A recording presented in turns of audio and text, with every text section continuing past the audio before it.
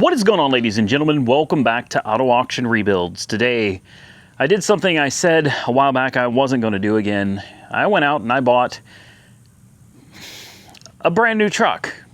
And then I bought another brand new truck, but we'll get into that in a different video. For those of you that are new here, I have a car lot with 20-ish cars, and before I show you the new one, I wanted to say goodbye to these right here. The 1957 Chevy Bel Air that has been on this channel for quite some time. This car has probably been on the channel longer than almost anything else I have ever had on the channel. This one is being picked up in, well, less than an hour. Should be here in about 30 minutes to get it. And the Chevy Avalanche 2500, the 3/4 ton 8.1 Vortec, this one is also out of here as well. This one is going to a family in need in another state, and that's a big thanks to Jason S, who's donating this to someone that needs it. Speaking of Jason S, the 57 Chevy is on its way to him, where he's going to do some repainting. I think he said he's going to do a Matador red, and he's going to do the top in that ivory color that I was talking about doing a long time ago. This car is finished. We just got done doing all the work on it, and air conditioning works. I forgot to clean up these windows though. So Jason, sorry, there's an oily film on all of the windows from that air conditioning leaking. We've got all the new interior bits in here, and the entire exhaust and all the spare parts are sitting in the trunk. All right, now let's take a look at what else we've got. We've got the cop car sitting over there by the road trying to keep people from speeding. Is it gonna work? Hold on. Yes, it's doing its job. I even had a local resident show up here and thank me for putting the cop car out there. The police even showed up the other day and said, hey man, if you would, they just said, we don't have any police out here in town, it's county. But they said, please, you know, move it around from time to time. Make people think that it's a real cop car. It helps keep the traffic slowed down out here. Today, we brought the Dodge Charger. This is my Daytona Scat Pack with the controversial wrap that, I don't know, man. It's a Dukes of Hazzard clone, all right? Modern day twist on a classic TV show car. That's all it is, man. I thought it was fun and cool. Some people got their panties in a bunch over the, you know, General Lee and the flag, and to be honest with you, I don't care. I don't care. But this car is down here. It's giving me some new problems, but we're going to talk about that in another video. It just came out of the shop and we're having problems with it again. Here is the new truck. This is the truck that I told everybody I wasn't gonna buy any more new cars. I'm tired of losing my ass on these new vehicles, and I just keep doing it over and over again. Well, you may remember that actually it started with this one. If I remember correctly, it started with the Escalade that I picked up in Missouri. This was going to be my new tow rig, and it worked out great for quite a while. It's got the 6.2 liter. It's all-wheel drive. I mean, she's a hefty truck, man, and it does tow well.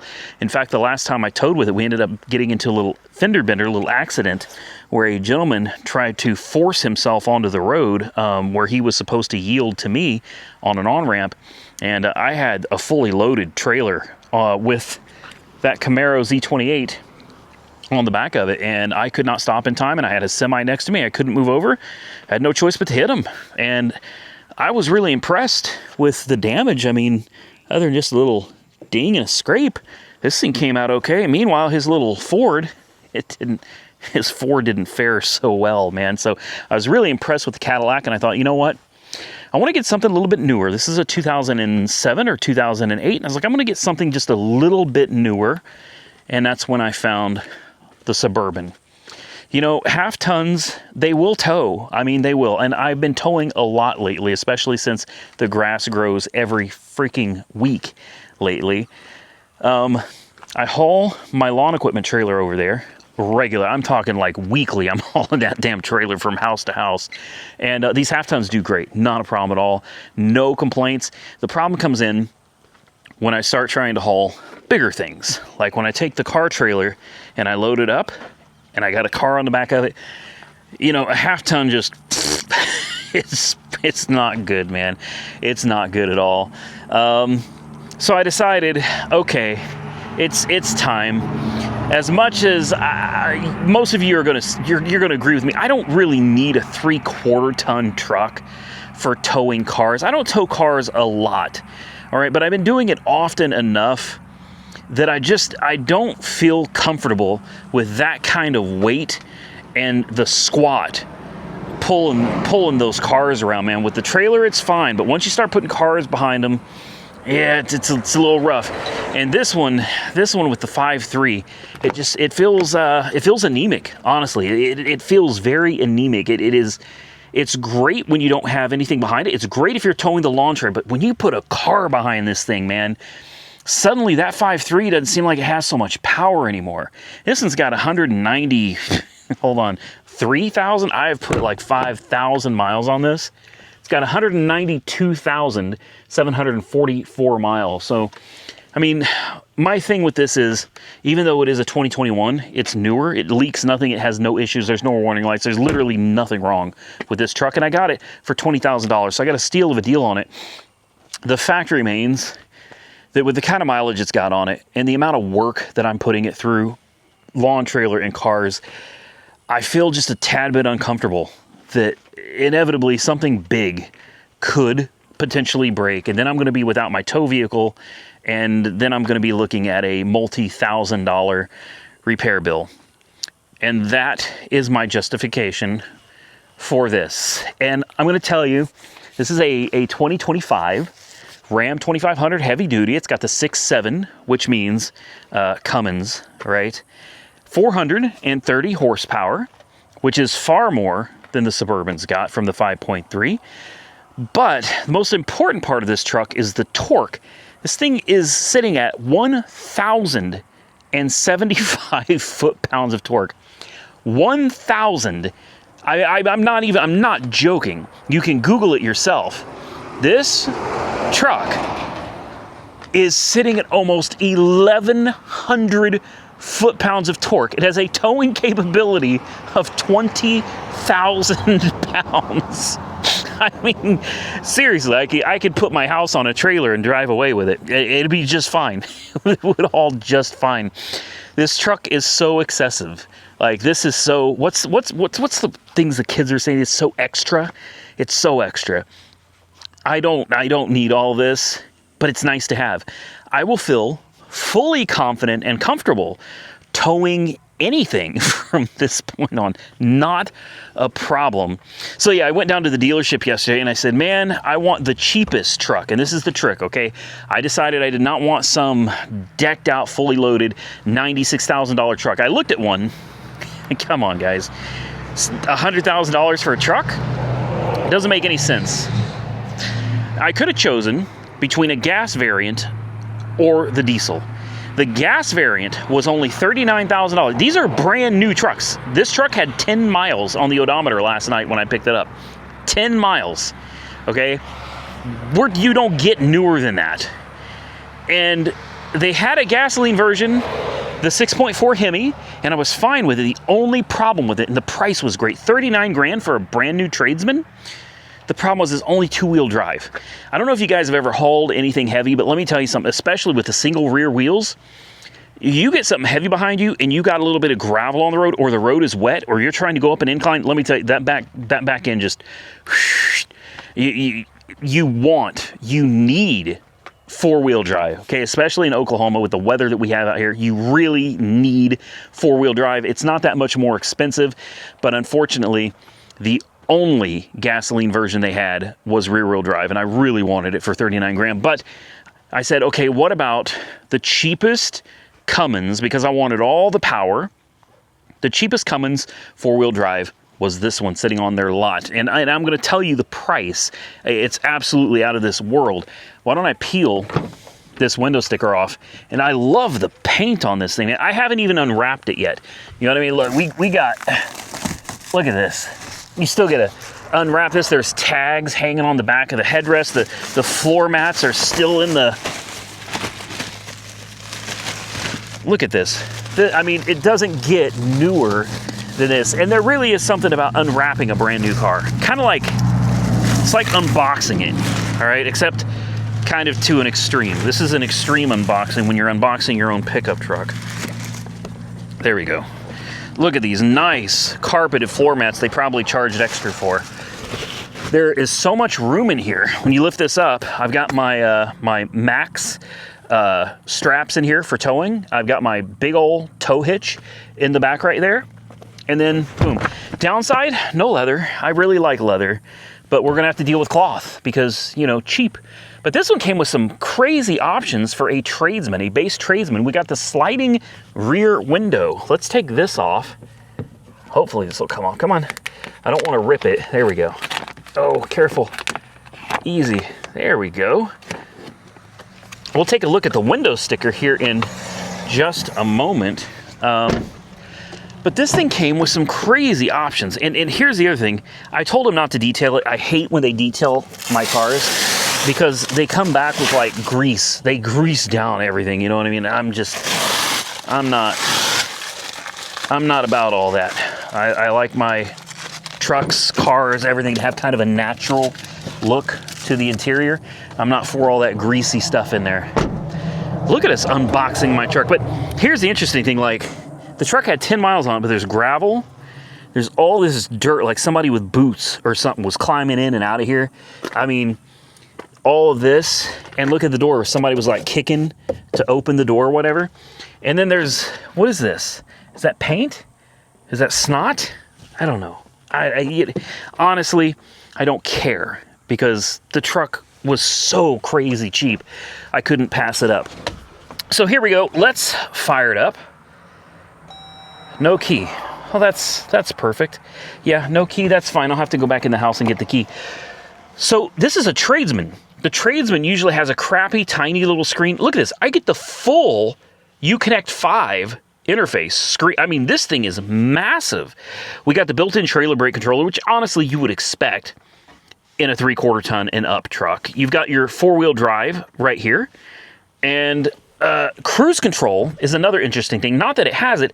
This truck, this tradesman, comes with adaptive cruise control as well.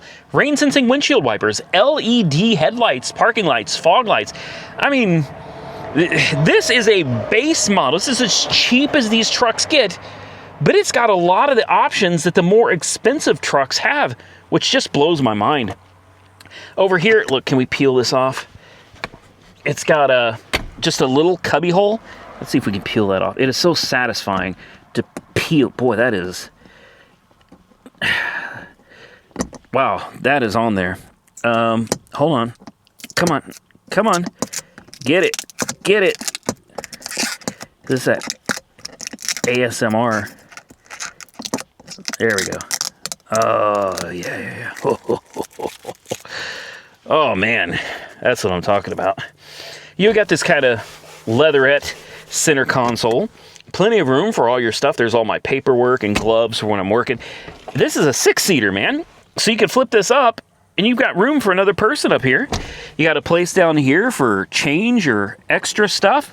You got a change holder right there, 110-volt outlet.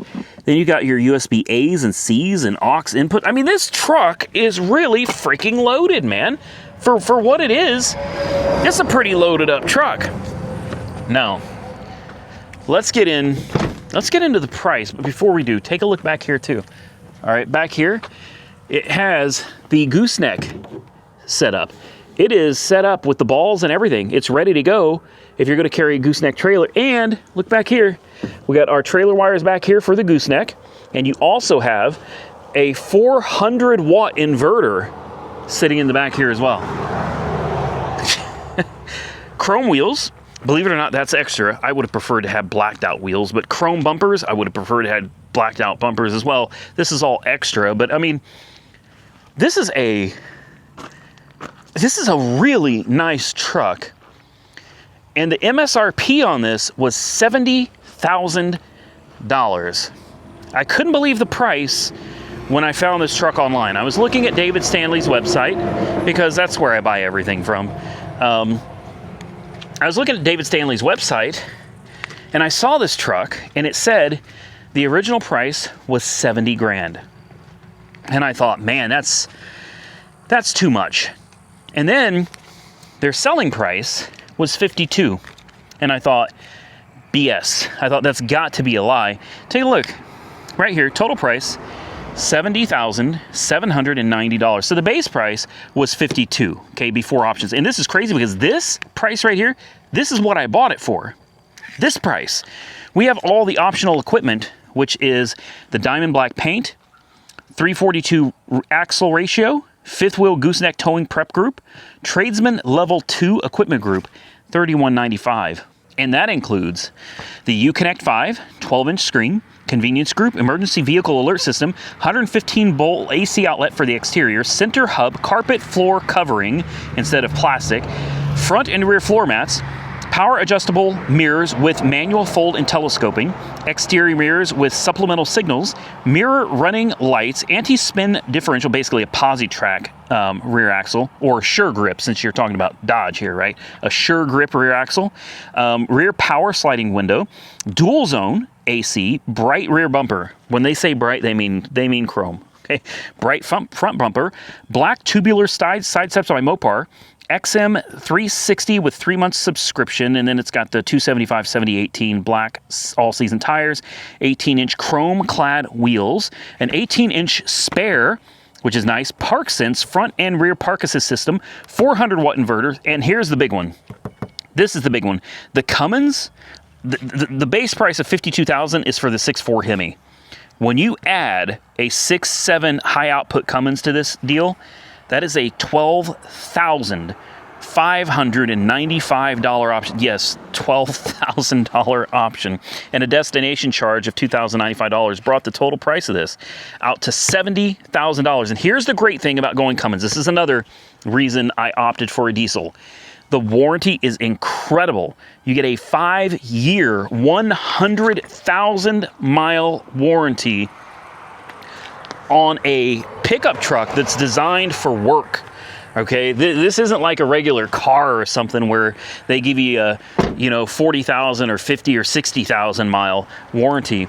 This is a truck that's designed to be put to work, like loaded down and worked regularly, and they give you 100,000 mile warranty on the powertrain. Now, this truck has the new 8-speed ZF transmission, which is supposed to be really, really good. With 8 gears, this thing is capable of getting between 20 and 22 miles a gallon when it's unloaded, which is phenomenal. Now, they won't tell you on the window sticker the miles per gallon because it's a heavy-duty truck. They don't care about that kind of stuff. But looking online on the forums, you will find... Where's the hood release? You will find that people are getting, once these things get broken in a little bit, these things are getting 20 to 22 miles a gallon, which is incredible for such a big truck.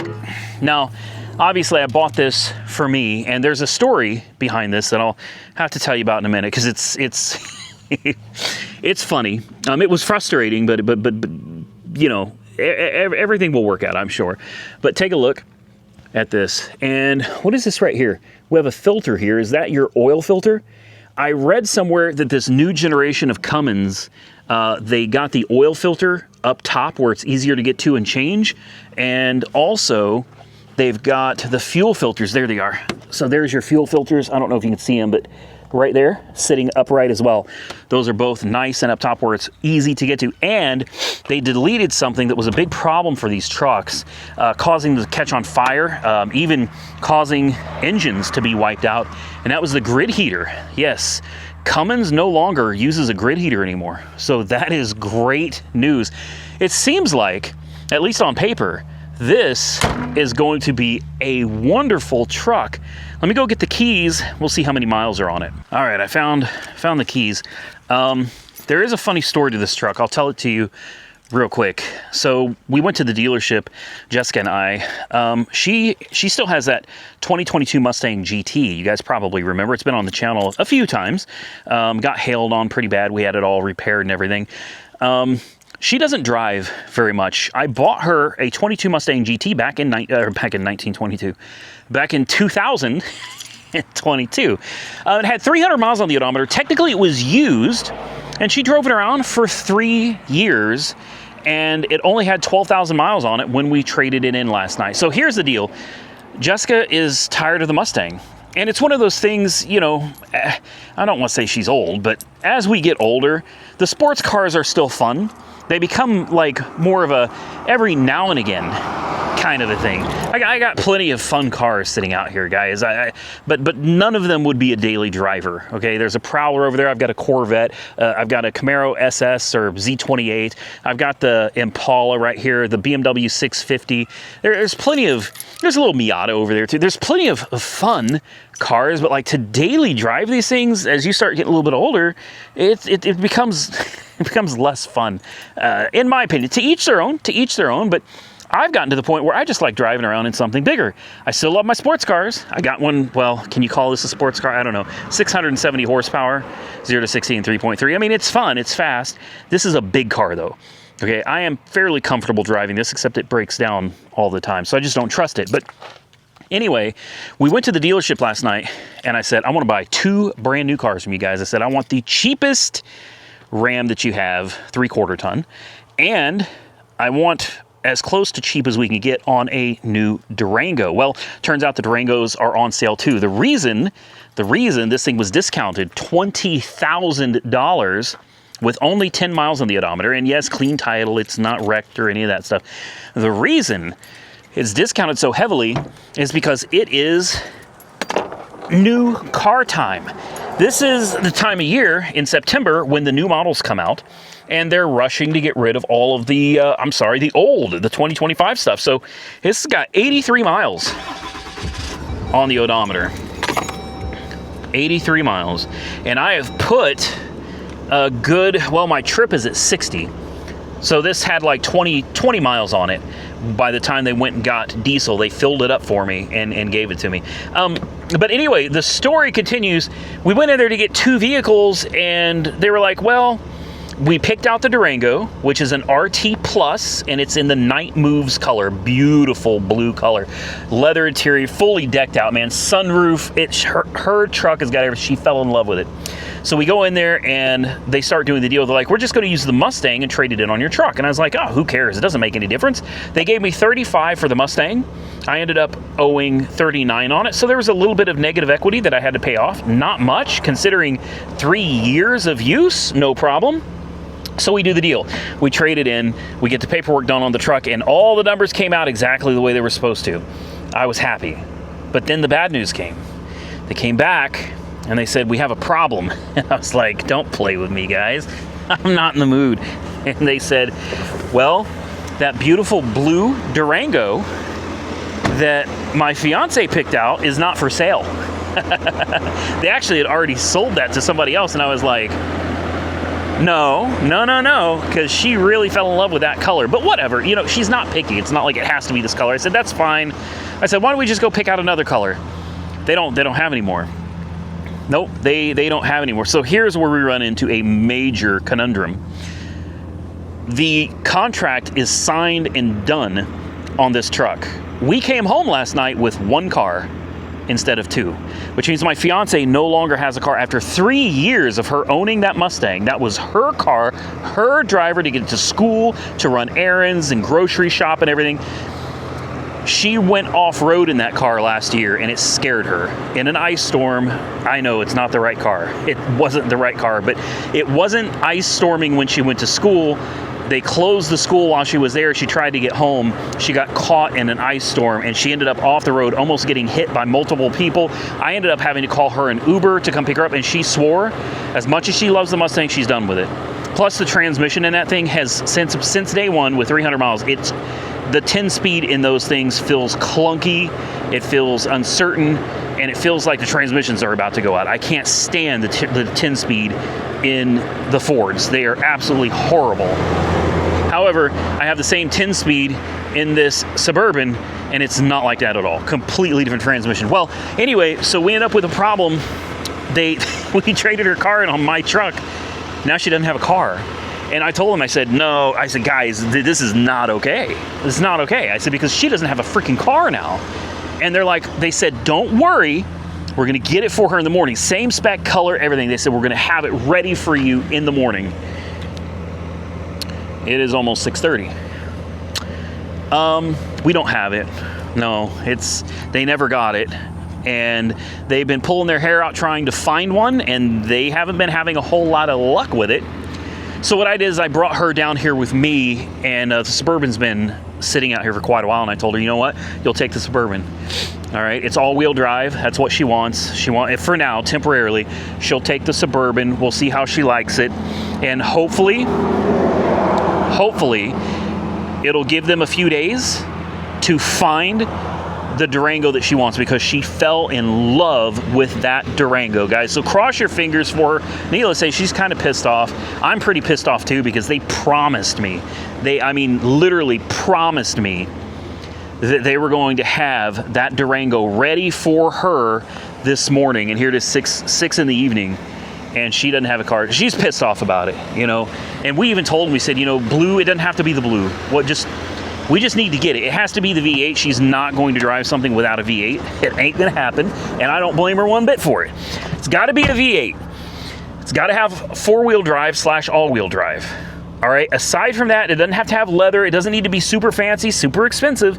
All we're looking for is a Durango with a Hemi and four-wheel drive. And it seems like they're having a hard time finding it. If you take a look, let me show you the gauges here. We're getting 18.1 miles a gallon, and that's with it sitting here idling. I'm gonna get buckled up, guys, and I think we ought to take this thing for a little ride. I'm telling you, heated mirrors too. Yeah, I love this truck, man. I mean, I really love this truck. Anything that's a 3/4 ton or bigger does not ride like a half ton. All right, that Suburban and that Escalade over there, those things ride like a dream. It's like riding on a cloud. It's smooth and comfortable.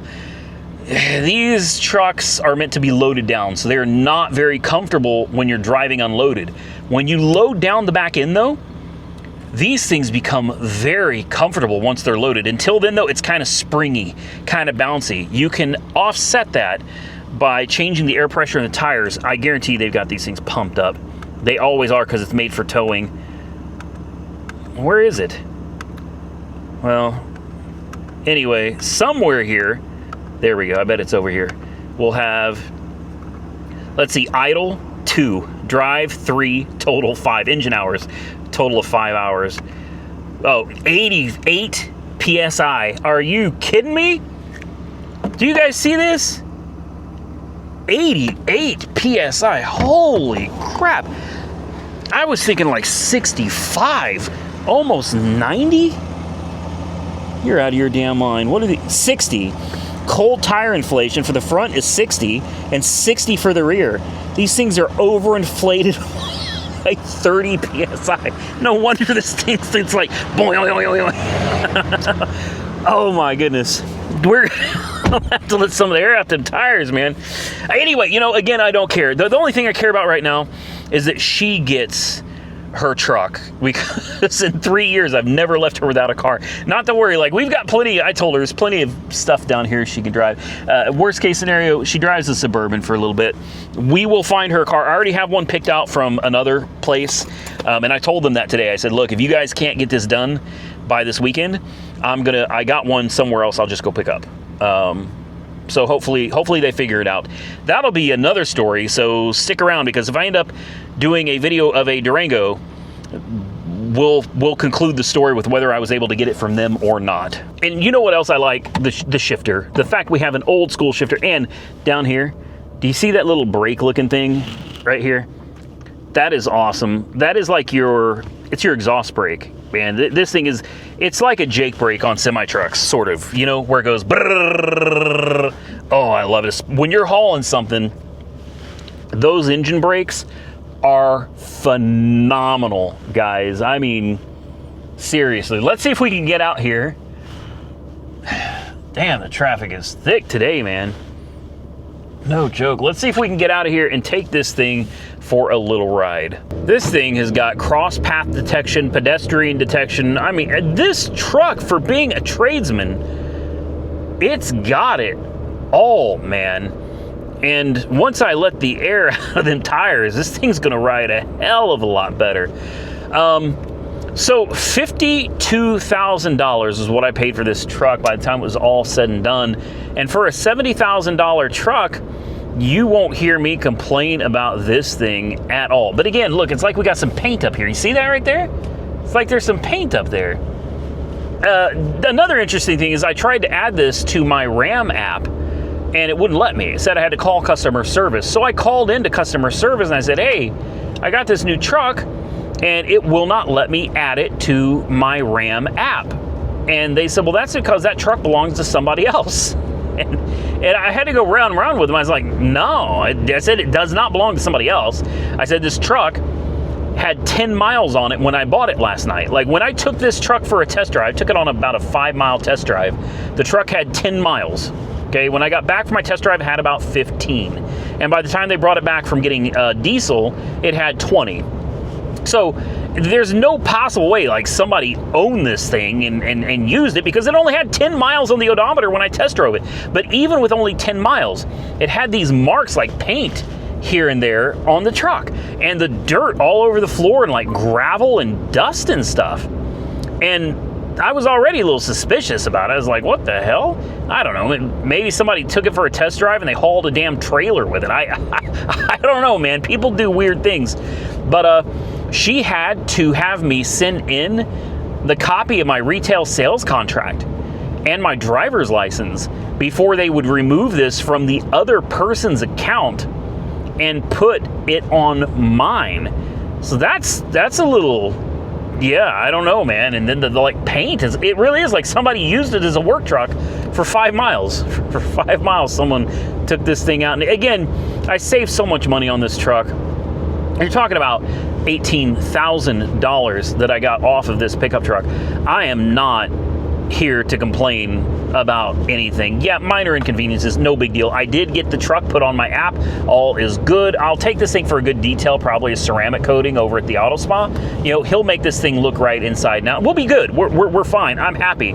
And another reason I bought this truck is, if you guys remember, I mean, like I said, the Suburban, it already has 193,000 miles on the odometer, guys. And at the end of the day, it's a lot of miles to be trying to chunk a bunch of more miles on. I am known for putting 40 to 60,000 miles a year on vehicles. And I am to the point where I just want to know that I have a reliable vehicle that I can cram miles on as much as I want. No hesitation, no worries. And that's what this is. That's what this vehicle's for. This one is mine. The Durango will be Jessica's. And if I need to, from time to time, we could swap. The Durango can be like a family vehicle. We throw the dogs in it. We go to Terre Haute, go to Indiana, travel, do the things that we like to do in that one. And this will be just like my work truck. This is what I use to go and get parts and haul trailers and cars and all the other stuff that I do. And if I need to take a trip to Indiana or something for business, working on the house, whatever the case may be, I've got this. I can take it and just throw the miles on it, and I don't have to worry about it because it's got 100,000-mile warranty. So that's where we're at, man. That's why I bought the truck. It makes me feel better. It makes me feel confident, comfortable. It's not a lease that I can only put 15,000 miles a year on. I just don't have to stress. At least that's the hope. I feel like with Cummins, it's a tried and true engine. This transmission's supposed to be the next best thing. And I'm hoping that we got a good one this time, guys, because the last couple of vehicles I got from Dodge, from Stellantis, they have been absolute garbage.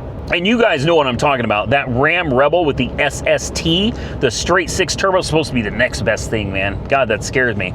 It was supposed to be the next best thing. This new ZF 8-speed. Okay, the difference is, this is a German-made transmission, okay? This is a ZF transmission. These are the transmissions you'll find in all the Mercedes and BMWs and stuff. These transmissions, believe it or not, are actually traditionally pretty damn reliable and bulletproof. The Cummins is also tried and true, and for the most part, they've had a few issues over these, but for the most part, tried and true, bulletproof type of engines as well. And at the end of the day, we got a warranty, so anything goes wrong, we're covered. So about that 1,075 foot-pounds of torque at 1,800 RPM, if I remember correctly. Can you imagine that? Almost 1,100 foot-pounds of torque being delivered to the wheels at 1800 RPM. Yes, it will pull down anything. You could throw anything behind this and it is absolutely going to pull it. Man, in my opinion, Dodge / Ram, Stellantis, whatever you want to, whoever they are these days, these trucks are it, man. And you have the added benefit of having an inline engine, okay? No V-style engines, no pulling the cab off because you need to work on something on top or on the front of the motor. All right, very simple design, 1 cylinder head instead of 2. All right, intake is going to be smaller. Everything about this is just better, in my opinion, than a V-style diesel engine. I think the labor and parts are just going to be much easier and relatively cheaper to acquire and to repair because of the simplicity in the design of the Cummins, man. And Cummins, 6.7 liters in a 6-cylinder. Can you imagine that? I want you to think about that because the base model of this truck with a gasoline engine is 6.4 liters, okay? 6.4 liters from an 8-cylinder. This is 6.7 liters from a 6-cylinder. So imagine how big the pistons on this thing are going to be. And 430 horsepower, while it doesn't sound like a lot, when you're talking about trucks like this, it's really not about horsepower numbers. Okay, at 430 is plenty. You don't need more than 430 horsepower. It's about torque. These trucks are designed to work. That means they're going to be loaded down. They need that torque to get you going from a stop. When you got a big old gooseneck or you got a fifth wheel behind you, when you're carrying 15, 20,000 pounds, that's when that 1,100 foot-pounds of torque really comes in handy. You throw this thing in 4-wheel drive high, and you freaking go. All right. Now, I don't know about you. Some people love their Chevys and their Dirty Maxes, and some people love their Fords with the Power Stroke. Personally, I've just always been a Dodge guy. I've always been a Dodge / Cummins guy. And there's a saying, I'd rather be coming than stroking. I don't know about you, but I agree with that saying 100%. So I'm genuinely curious to hear what you guys think. I know you're going to drop your comments down below. And look, as long as you can be respectful, we're going to be fine. We won't have any problems. The only time we have a problem and I start getting into the comments and nasty is when people start coming back being nasty at me. Otherwise, I'm easy to get along with. Just be respectful. It's not that hard. You know, it's really not that hard. If you hate the truck, you can say, oh man, I hate Dodges. That's fine. It's when you start, you know, getting personal, making, you know, personal attacks or just being a nasty person. There's no need for that. Look, if you love Ford, good for you. I'm happy for you. I like Ford too. It's just not my go-to for a truck. You know what I mean? Same thing with Chevy. I love these new generation of Chevys. I really, really do. But I'm just not that much of a Chevy guy anymore. I really am just kind of a Dodge / Ram guy these days. But I feel for a $70,000 truck that I was able to get for $52,000 out the door, sorry, there was a $600 dock fee, which is, dock fees are getting crazy these days, guys. $600 for a dock fee. Aside from that, out the door, for a brand new Cummins 4x4 with all these options, I got a $70,000 truck for 52 grand. I saved almost $20,000 on a brand new truck. I'll tell you right now, guys, for a truck like this, for 52 grand is an insane deal. And I know this because I've been shopping for the last 2 weeks. That's what led me to finally buy this thing.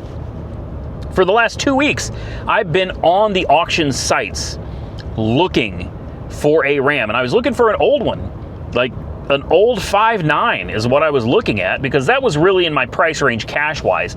And let me tell you something, those old 5.9s, you want to know how much those things are going for? 4-wheel drive with 230,000 miles on them? Try $13,000.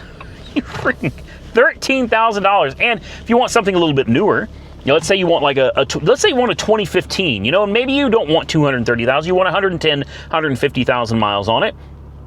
Those, $25,000, guys. And it just left me scratching my head. I got so frustrated going through the auctions trying to find these trucks and bidding on them and losing every one of them. Like, what is it about these trucks that make them worth so much money after they've been used? I don't get it.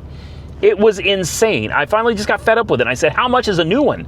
And when I saw the price on this, I took the stock number down. Like, I don't BS. The dealership knows me. I do not BS. I come in ready. I've got screenshots. All right, I take screenshots. I've got the VIN number and I've got the stock number. Like, I got everything. A picture of the price. I'm like, boom. I want this truck, not one like it. I want this truck. And sometimes they don't have them, but this time they did, and now I've got it. So I could spend I could spend $13,000 on a really old high mileage 5.9. I could spend $25,000 to $28,000 on like a 2015-ish with 150,000 miles. Or I can spend $52,000 buy a brand new one and hope to God that it just carries me through for the next, who knows, 5 years, 6 years, 7 years, whatever, if I keep it that long. And that's ultimately what I decided. This is going to be my forever truck. You watch, you wait and see. Okay, I'll have it at least. Yeah, I can't, guys, because every time I say I'm going to keep something, I never do. So I'm not going to say I'm going to keep it. I'll tell you what I'm going to do right now, though. I'm going to drop the air pressure in these tires, and then I'm going to go home. Listen, if you guys enjoyed this Saturday video, do me a favor, hit the thumbs up button, and let me know. Consider subscribing to the channel if you're not already subscribed. Drop those comments down below and tell me what you think. Till next time, stay safe out there, everybody.